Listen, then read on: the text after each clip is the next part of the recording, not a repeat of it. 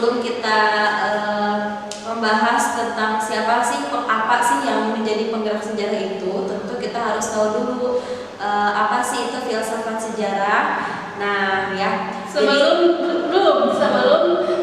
kita membahas mengenai faktor sejarah atau filsafat sejarah, kita juga harus tahu dulu siapa yang sedang berbicara. Oh iya, kami lupa karena mungkin kami terlalu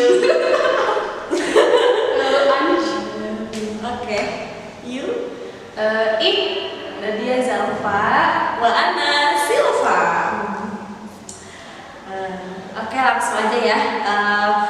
Sedikit tentang filsafat sejarah. Jadi yang kami ketahui dari filsafat sejarah itu membahas tentang peristiwa-peristiwa di masa lalu secara keseluruhan.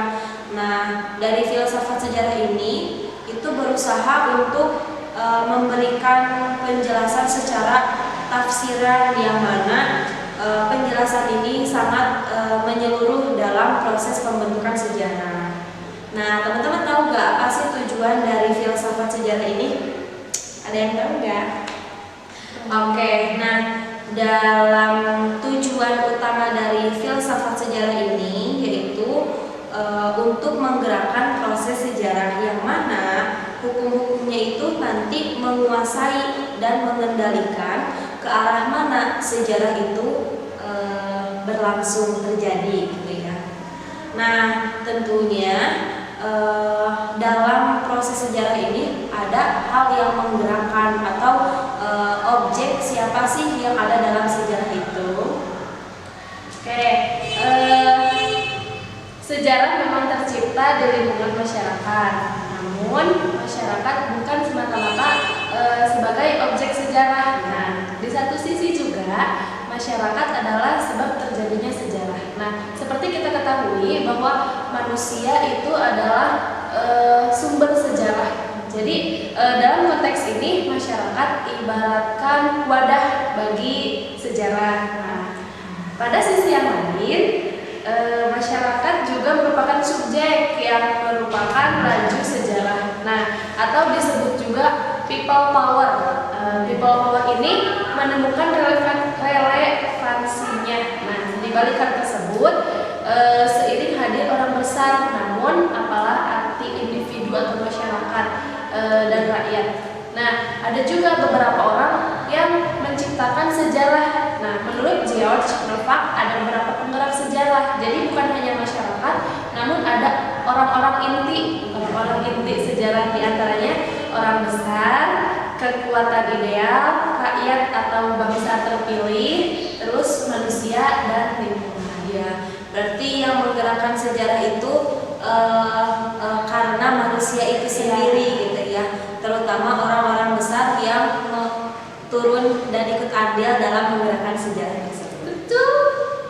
Nah, selanjutnya ada tujuan sejarah, tujuan gerak sejarah. Untuk apa sih tujuan gerak sejarah?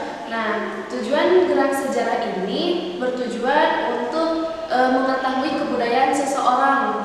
Contohnya, kita bakal mengetahui kebudayaan individual masing-masing, atau yang lebih detailnya misalkan seorang dokter mendiagnosa penyakit seseorang. Nah, setelah dokter mendiagnosa penyakit tersebut, si dokter atau masyarakat bakal tahu apa diagnosa apa penyakitnya. Nah, bagaimana cara menyembuhkannya? Nah, itu adalah bisa menjadi sebuah sejarah, tujuan geraknya sejarah. Terus bagaimana nasib kebudayaan itu dan dapat diramaikan sehingga seterusnya. Jadi itu bisa berkelanjutan sampai seterusnya. Misalkan sekarang sakit batuk, berarti kalau misalkan kedepannya sakit lagi, apa obatnya? Itu berarti berkembang gitu. Iya, berkembang. Nah, ya. Begitupun juga menurut para filsuf sejarah, ternyata ada 3 komponen atau 3 pola gerak di mana sejarah itu berjalan sesuai dengan garis. Yang pertama itu sesuai dengan garis lurus, berarti sejarah itu maju lewat jalan kemajuan gitu ya. Dan ada juga yang mengatakan mengarah atau ke kemunduran, berarti sejarah bergerak ke belakang.